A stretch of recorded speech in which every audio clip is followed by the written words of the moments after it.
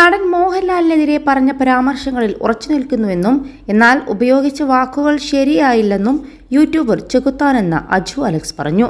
ജാമ്യം കിട്ടി പുറത്തിറങ്ങിയ ശേഷം മാധ്യമങ്ങളോട് സംസാരിക്കുകയായിരുന്നു. മോഹൻലാൽ വയനാട്ടിൽ പോയത് ശരിയായില്ല.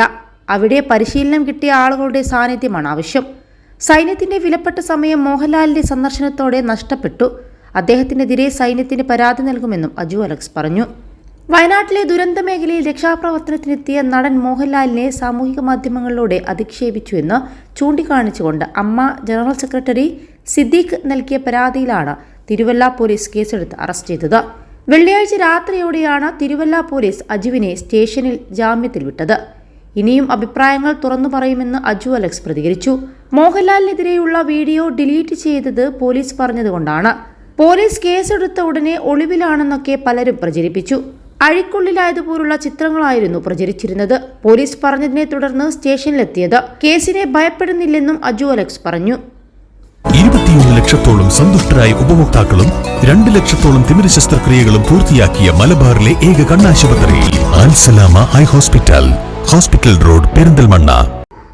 യൂട്യൂബ് ചാനലിലൂടെ മറ്റുള്ളവർ കാണുന്നതിനും സമൂഹമാധ്യമത്തിൽ മോഹൻലാലിനെ അപകീർത്തിപ്പെടുത്തുന്നതിനും താരത്തിന്റെ ആരാധകരിൽ വിദ്വേഷം ജനിപ്പിച്ച് സമൂഹത്തിൽ ലഹള ഉണ്ടാക്കണമെന്ന ഉദ്ദേശത്തോടു കൂടി അപകീർത്തിപരമായ പരാമർശങ്ങൾ നടത്തിയെന്നും എഫ്ഐആർ ചൂണ്ടിക്കാട്ടുന്നുണ്ട്.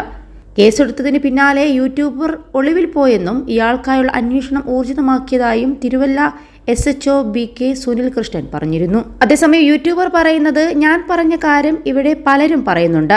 ഞാൻ ഉപയോഗിച്ച വാക്കുകൾ ശരിയായില്ല. മോഹൻലാൽ ഒരിക്കലും അവിടേക്ക് പോകാൻ പാടില്ലായിരുന്നു.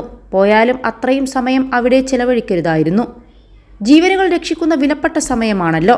എത്ര ആളുകളാണ് ചുറ്റും കൂടി നിന്ന് സെൽഫിയും ഫോട്ടോയും എടുക്കുന്നത്. മാത്രവുമല്ല, ഈ എടുത്ത ഫോട്ടോയിലൊന്നും മോഹൻലാലിന്റെ ഫേസ്ബുക്ക് പേജിൽ പോസ്റ്റ് ചെയ്തിട്ടുണ്ട്. ഒരു മിലിറ്ററി ഉദ്യോഗസ്ഥനാണ് വന്നിരുന്നതെങ്കിൽ അത്രയധികം ആളുകൾ അവിടെ എത്തില്ലായിരുന്നു. സെലിബ്രിറ്റി ആയതുകൊണ്ടാണ് ആളുകൾ കൂടിയത്. പോലീസ് പറഞ്ഞത് പ്രകാരമാണ് ആ വീഡിയോ ഡിലീറ്റ് ചെയ്തതെന്നും അജു അലക്സ് കൂട്ടിച്ചേർത്തിരുന്നു.